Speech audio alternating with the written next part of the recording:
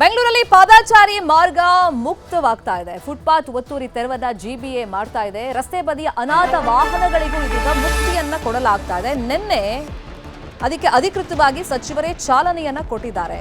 ಪಾದಾಚಾರಿಗಳ ಜೀವಕ್ಕೆ ಗ್ಯಾರಂಟಿ ಸಿಗ್ತಾ ಇದೆ. ತುಂಬಾ ಜನ ಇದೆ ಕಂಪ್ಲೇಂಟ್ ಅನ್ನ ಹಿಂದೆಯಿಂದ ಮಾಡ್ತಾ ಇದ್ರು. ಸ್ವಚ್ಛ ಬೆಂಗಳೂರು ಆಗ್ಬೇಕು, ನೀಟಾಗಿ ಬೆಂಗಳೂರು ಕಾಣಿಸ್ಬೇಕು, ಅಭಿವೃದ್ಧಿ ವಿಷಯ ಮಾತಾಡ್ತಾರೆ. ಆದ್ರೆ ಈ ಫುಟ್ಪಾತ್ ತೆರವನ್ನ ಮಾಡ್ತಾ ಇಲ್ಲ. ಬೀದಿ ಬದಿ ವ್ಯಾಪಾರಿಗಳಿಗೆ ಅವಕಾಶ ಮಾಡಿಕೊಟ್ಟಿದ್ದಾರೆ ಅಂತ. ಇದಕ್ಕೆ ಪರ ವಿರೋಧ ಒಂದಿಷ್ಟು ವ್ಯಕ್ತವಾಗಿದ್ರೂ ಕೂಡ ಈಗ ಜಿಬಿಎ ವತಿಯಿಂದ ಪಾದಾಚಾರಿ ಮಾರ್ಗವನ್ನ ಮುಕ್ತಗೊಳಿಸಲಾಗಿದೆ. ಇನ್ನೊಂದು ಕಡೆ ಸುಮಾರು ತಿಂಗಳುಗಳಿಂದ ವರ್ಷಗಳಿಂದ ಅನಾಥವಾಗಿ ವಾಹನಗಳನ್ನ ಪಾರ್ಕ್ ಮಾಡಿರ್ತಾರಲ್ವಾ, ಸೊ ಅಂತಹ ವಾಹನಗಳಿಗೆ ನೋಟಿಸ್ ಅಂಟಿಸುವಂತ ಕೆಲಸ ನಿನ್ನೆಯಿಂದ ಆರಂಭ ಆಗಿದೆ. 7 ದಿವಸ ಅವರಿಗೆ ಟೈಮ್ ಕೊಡಲಾಗುತ್ತೆ. ಒಂದು ವೇಳೆ ಅಲ್ಲಿಂದ ತೆಗಿಲಿಲ್ಲ ಅಂತಂದ್ರೆ, ವಾಹನದ ಬಗ್ಗೆ ಡೀಟೇಲ್ಸ್ ಕೊಡಲಿಲ್ಲ ಅಂತಂದ್ರೆ ಮುಂದೆ ಅದನ್ನ ಟೋಯಿಂಗ್ ಮಾಡ್ಕೊಂಡು ಹೋಗ್ತಾರೆ. ಆಮೇಲೆ ಅದನ್ನ ಹರಾಜಿಗೆ ಹಾಕ್ಬಿಡ್ತಾರೆ. ಈಗ ಅಪಘಾತ ಹಾಗೆಯೇ ಟ್ರಾಫಿಕ್ ಸಮಸ್ಯೆಗೆ ಇದರಿಂದ ಮುಕ್ತಿ ಸಿಗುತ್ತೆ. ಬೆಚ್ಚುಗೆ ವ್ಯಕ್ತವಾಗ್ತಾ ಇದೆ ನಾಗರಿಕರಿಂದ ಈ ಕೆಲಸಕ್ಕೆ. ಸೇಫ್ ಫುಟ್ಪಾತ್ಗೆ ಬೆಂಗಳೂರಿಗರು ಹರ್ಷವನ್ನ ವ್ಯಕ್ತಪಡಿಸಿದ್ದಾರೆ. ಇನ್ನೊಂದು ಕಡೆ ಬೆಂಗಳೂರು ಮಾತ್ರ ಅಲ್ಲ, ಮೈಸೂರಲ್ಲೂ ಕೂಡ ಫುಟ್ಪಾತ್ ತೆರವು ಕಾರ್ಯ ನಡೀತಾ ಇದೆ. ಪಾದಾಚಾರಿಗಳ ರಕ್ಷಣೆಗೆ ಸರ್ಕಾರದಿಂದ ಕ್ರಮವನ್ನ ಕೈಗೊಳ್ಳಲಾಗ್ತಾ ಇದೆ.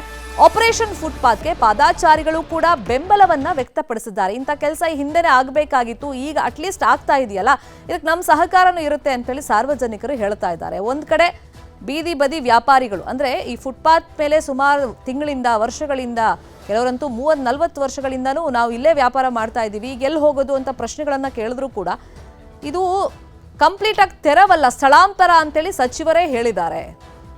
ಈಗ ಆಲ್ಮೋಸ್ಟ್ ಎಲ್ಲ ಫುಟ್ಪಾತ್ಗಳು ಮೇನ್ ರೋಡಲ್ಲಿ ಸ್ವಲ್ಪ ನೀಟಾಗಿ ಕಾಣಿಸ್ತಾ ಇದೆ. ಇನ್ನೊಂದು ಕಡೆ ಈಗ ಹಳೆ ವಾಹನಗಳ ತೆರವು ಅಂದ್ರೆ ಅನಾಥ ವಾಹನಗಳು ಸುಮಾರು ಕಡೆ ಈ ರೀತಿ ವಾಹನಗಳನ್ನ ನಿಲ್ಲಿಸಿರೋದ್ರಿಂದಲೇ ಟ್ರಾಫಿಕ್ ಸಮಸ್ಯೆ ಆಗ್ತಾ ಇದೆ. ಮತ್ತೆ ಪಾದಾಚಾರಿಗಳಿಗೂ ಕೂಡ ಇದರಿಂದ ಸಮಸ್ಯೆ ಆಗ್ತಿದೆ. ಅಂತ ವಾಹನಗಳ ತೆರವಿಗೂ ಕೂಡ ಈಗ ನಿನ್ನೆಯಿಂದ ಚಾಲನೆ ಸಿಕ್ಕಿದೆ. ಕೇವಲ ಬೆಂಗಳೂರು ಮಾತ್ರ ಅಲ್ಲ, ಮೈಸೂರಲ್ಲೂ ಫುಟ್ಪಾತ್ ತೆರವು ನಡೀತಾ ಇದೆ. ಬೆಂಗಳೂರಲ್ಲಿ ಯಾವ ತರ ನಡೀತಾ ಇದೆ ಜಿಬಿಎಯಿಂದ ಫುಟ್ಪಾತ್ ತೆರವು ಕಾರ್ಯಾಚರಣೆ ಬಗ್ಗೆ ಇನ್ಫಾರ್ಮೇಶನ್ ಕೊಡ್ತಾ ಹೋಗೋದಕ್ಕೆ ನೇರ ಸಂಪರ್ಕದಲ್ಲಿ ಕನೆಕ್ಟ್ ಆಗಿದ್ದಾರೆ ನಮ್ಮ ರಿಪೋರ್ಟರ್ ಆಶಿಕ್ ಮುಲ್ಕಿ. ವಿರೋಧ ಏನೇ ಇದ್ರೂ ಕೂಡ ಈ ಫುಟ್ಪಾತ್ ತೆರವಿಗೆ ಬೆಂಗಳೂರಿಗರು ಹರ್ಷ ವ್ಯಕ್ತಪಡಿಸಿದ್ದಾರೆ. ಫುಟ್ಪಾತ್ ಮೇಲೆ ನಾವೀಗ ಆರಾಮಾಗಿ ನಡ್ಕೊಂಡು ಹೋಗ್ಬೋದಪ್ಪ, ಇದು ನಮ್ದು ಮಾರ್ಗ ಅಂತ ನಮಗೆ ಈಗ ಫೀಲ್ ಆಗುತ್ತೆ ಅಂತೇಳಿ. ಇನ್ನೊಂದ್ ಕಡೆ ಅನಾಥ ವಾಹನಗಳ ತೆರವು.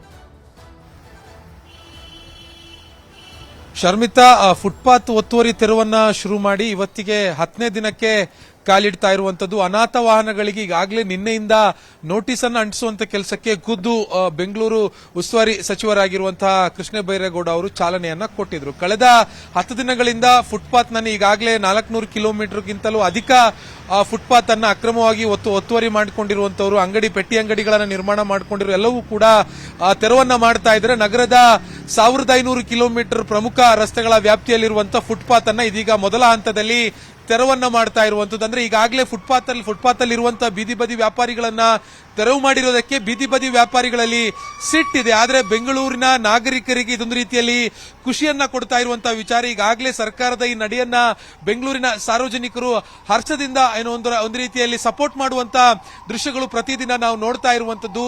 ಸರ್ಕಾರದ ಒಂದು ಲೆಕ್ಕಾಚಾರದ ಪ್ರಕಾರ ಪ್ರತಿ ವರ್ಷ ಬೆಂಗಳೂರಿನಲ್ಲಿ 300ರಿಂದ 400 ಪಾದಾಚಾರಿ ಮಾರ್ಗ ಇಲ್ಲದೆ ರಸ್ತೆ ಅಪಘಾತದಲ್ಲಿ ಸಿಲುಕಿ ಸಾವನ್ನಪ್ತಾ ಇದ್ದಾರೆ. ಸೊ ಹೀಗಾಗಿ ಪಾದಾಚಾರಿಗಳಿಗೆ ಒಂದು ಸುಸಜ್ಜಿತವಾಗಿರುವಂತಹ ಫುಟ್ಪಾತ್ ಅನ್ನ ಒದಗಿಸಿಕೊಡಬೇಕಾಗಿರುವಂತದ್ದು ನಮ್ಮ ಕರ್ತವ್ಯ. ಹೀಗಾಗಿ ಸುಪ್ರೀಂ ಕೋರ್ಟ್ನ ಆದೇಶವೂ ಕೂಡ ಇದೆ. ಈ ಹಿನ್ನೆಲೆಯಲ್ಲಿ ಫುಟ್ಪಾತ್ ತೆರವು ಕಾರ್ಯಾಚರಣೆಯನ್ನ ಕೈಗೊಳ್ತಾ ಇರುವಂತದ್ದು ಅನ್ನುವಂಥದ್ದು ಈಗಾಗಲೇ ಸರ್ಕಾರ ಬಹಳ ಸ್ಪಷ್ಟವಾಗಿ ಹೇಳಿದೆ. ಆದ್ರೆ ಬೀದಿ ಬದಿ ವ್ಯಾಪಾರಿಗಳಿಗೆ ಇದ್ದ ರೀತಿಯಲ್ಲಿ ನಿದ್ದೆಯನ್ನ ಗಿಡಿಸಿದೆ. ನಮಗೆ ಇಲ್ಲಲ್ಲ ಅಂದ್ರೂ ಪರ್ಯಾಯ ವ್ಯವಸ್ಥೆಯನ್ನಾದ್ರೂ ಮಾಡಿಕೊಡಬೇಕು ಅನ್ನುವಂತ ಮಾತನ್ನ ಹೇಳ್ತಾ ಇರುವಂತದ್ದು. ಈಗಾಗಲೇ ಬೆಂಗಳೂರು ನಗರ ಪೊಲೀಸ್ ಆಯುಕ್ತ ಸೀಮಂತ್ ಕುಮಾರ್ ಸಿಂಗ್ ಅವರು ಕೂಡ ಗ್ರೇಟರ್ ಬೆಂಗಳೂರು ಪ್ರಾಧಿಕಾರದ ಮುಖ್ಯ ಆಯುಕ್ತರಾಗಿರುವಂತಹ ಚೀಫ್ ಕಮಿಷನರ್ ಅವರಿಗೆ ಪತ್ರವನ್ನು ಕೂಡ ಬರೆದಿದ್ದಾರೆ. ಪ್ರತಿದಿನ ಏನು ಈಗ ತೆರವು ಕಾರ್ಯಾಚರಣೆ ನಡೀತಾ ಇದೆ, ಆ ತೆರವಾಗಿರುವಂತಹ ಜಾಗವನ್ನ ವ್ಯಾಪಾರ ರಹಿತ ವಲಯ ಅಂತಾನೂ ಕೂಡ ಘೋಷಣೆ ಮಾಡೋದಕ್ಕೂ ಕೂಡ ಒಂದು ಪತ್ರವನ್ನು ಬರೆದಿರುವಂತದ್ದು. ಮೈಸೂರು ಭಾಗಕ್ಕೆ ಹೋಗೋಣ. ಬೆಂಗಳೂರು ಮಾತ್ರ ಅಲ್ಲ, ಮೈಸೂರಲ್ಲೂ ಫುಟ್ಪಾತ್ ತೆರವು ಕಾರ್ಯಾಚರಣೆ ನಡೀತಾ ಇದೆ. Anand, Mysuru clean city, road ಎಲ್ಲ ಅಗಲವಾಗಿದೆ, ಅದಲ್ಲ ಸಮಸ್ಯೆ. ಆದ್ರೆ ಪ್ರವಾಸಿ ತಾಣಗಳ ಸುತ್ತ ಅಲ್ಲಿ ಫುಟ್ಪಾತ್ ಇದೆ ಅಂತಾನೆ ಗೊತ್ತಾಗಲ್ಲ. ಸೊ ತೆರವು ಕಾರ್ಯಾಚರಣೆ ಅಲ್ಲಿ ಹೆಂಗ್ ನಡೀತಾ ಇದೆ? ಶರ್ಮಿತಾ, ಮೈಸೂರಿನಲ್ಲೂ ಕೂಡ ಫುಟ್ಪಾತ್ ತೆರವು ಕಾರ್ಯಾಚರಣೆ ಭರದಿಂದ ಸಾಗ್ತಾ ಇದೆ. ನಿನ್ನೆ ಮೈಸೂರಿನ ಮೇಟ್ಕಳ್ಳಿ ಸಮೀಪದ ಜಯದೇವ್ ಆಸ್ಪತ್ರೆ ಸುತ್ತಮುತ್ತಲೂ ಕೂಡ ತೆರವು ಕಾರ್ಯಾಚರಣೆ ಆಯಿತು. ನಾನೀಗ ನೀವು ದೃಶ್ಯದಲ್ಲಿ ಗಮನಿಸ್ತಾ ಇರ್ಬೋದು, ಮೈಸೂರು ಅಂತ ಹೇಳಿದ್ರೆ ವಿಶ್ವದಲ್ಲಿ ಅತ್ಯಂತ ಅಗಲವಾದ ರಸ್ತೆಯನ್ನು ಹೊಂದಿರತಕ್ಕಂತಹ ಏನೋ ಒಂದು ಸಿಟಿ. ಸದ್ಯ ಇದೀಗ ಮೈಸೂರಿನ ಬಹುತೇಕ ಫುಟ್ಪಾತ್ಗಳಲ್ಲಿ ಸ್ವಯಂ ಪ್ರೇರಿತವಾಗಿ ಒಂದಷ್ಟು ಮಂದಿ ಅಂಗಡಿಗಳನ್ನ ತೆರವು ಕಾರ್ಯಾಚರಣೆಗೆ ಅವರೇ ಮುಂದಾಗಿರುವಂಥದ್ದು. ಇನ್ನೊಂದು ಕಡೆ ಪಾಲಿಕೆ ಸಾತುಗಳ್ಳಿ ಏನು ವಿವಿ ಮೊಹಲ್ಲಾ ಸೇರಿದಂತೆ ಒಂದಷ್ಟು ಕಡೆ ಈಗಾಗಲೇ ನೋಟಿಸನ್ನು ಕೊಟ್ಟು ಅವರ ತೆರವು ಕಾರ್ಯಾಚರಣೆಯಲ್ಲಿ ಮಾಡುವಂಥದ್ರಲ್ಲಿ ಮುಂದಾಗಿರುವಂಥದ್ದು. ಇನ್ನು ನಾನೀಗ ಮೈಸೂರಿನ ಮಹಾರಾಜ ಗ್ರೌಂಡ್ ಪಕ್ಕದಲ್ಲಿರುವಂತಹ ಫುಟ್ಪಾತ್ನಲ್ಲಿದ್ದೇನೆ. ನೀವು ದೃಶ್ಯದಲ್ಲಿ ಗಮನಿಸ್ತಾ ಇರ್ಬೋದು, ಪ್ರತಿದಿನವೂ ಕೂಡ ಇಲ್ಲಿ ಬೆಳಿಗ್ಗೆ ವ್ಯಾಪಾರಿಗಳು ಅಂಗಡಿಯನ್ನು ಹಾಕೊಳ್ತಾ ಇದ್ರು, ತಿಂಡಿಯನ್ನು ಮಾಡುವಂಥ ಕೆಲಸಕ್ಕೆ ಮುಂದಾಗ್ತಾ ಇದ್ರು. ಆದರೆ ಇಂದು ಯಾರೂ ಸಹ ಅಂದರೆ ನಿನ್ನೆ ನೋಟಿಸ್ ಕೊಟ್ಟ ಹಿನ್ನೆಲೆಯಲ್ಲಿ ಯಾರೊಬ್ಬರು ಕೂಡ ಅಂಗಡಿಯನ್ನು ಹಾಕೊಂಡಿಲ್ಲ. ಫುಟ್ಪಾತ್ ಸಂಪೂರ್ಣವಾಗಿ ಖಾಲಿಯಾಗಿರುವಂಥದ್ದು. ಪಾದಚಾರಿಗಳ ಓಡಾಟಕ್ಕೆ ಅನುವು ಮಾಡಿಕೊಡುವ ನಿಟ್ಟಿನಲ್ಲಿ ಮೈಸೂರು ಮಹಾನಗರ ಪಾಲಿಕೆ ಕೂಡ ಮುಂದಾಗಿದೆ.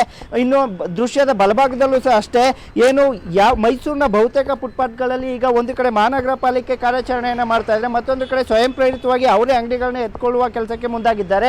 ನೀವು ದೃಶ್ಯದಲ್ಲಿ ಗಮನಿಸಬಹುದು, ಇಲ್ಲೂ ಸಹ ಪ್ರತಿನಿತ್ಯ 4 ರಿಂದ 5 ಗಾಡಿಗಳು ನಿಂತ್ಕೊಳ್ತಾ ಇದ್ದು, ಪ್ರತಿನಿತ್ಯ ಇಲ್ಲಿ ಹೋಟೆಲ್ಗಳನ್ನ ಹಾಕೊಂಡು ತಳ್ಳುವ ಗಾಡಿಗಳನ್ನ ಹಾಕೊಂಡು ಒಂದಷ್ಟು ಮಂದಿ ವ್ಯಾಪಾರವನ್ನ ಮಾಡ್ತಾ ಇದ್ರು. ಆದ್ರೆ ನಿನ್ನೆ ನೋಟಿಸ್ ಕೊಟ್ಟಂತ ಪರಿಣಾಮವಾಗಿ ಯಾರು ಸಹ ಇಂದು ಅಂಗಡಿಯನ್ನು ಹಾಕೊಂಡಿಲ್ಲ. ಮೈಸೂರಿನ ಫುಟ್ಪಾತ್ಗಳು ಇದೀಗ ಸಾರ್ವಜನಿಕರ ಓಡಾಟಕ್ಕೆ, ಪಾದಚಾರಿಗಳ ಓಡಾಟಕ್ಕೆ ಏನೋ ಸಂಪೂರ್ಣವಾಗಿ ಮುಕ್ತವಾಗ್ತಾ ಇರುವಂತದ್ದು. Sharmita, thank you Ashik, thank you Anand ಈ ಕ್ಷಣದ ಮಾಹಿತಿಯನ್ನು ಕೊಟ್ಟಿದ್ದಕ್ಕೆ.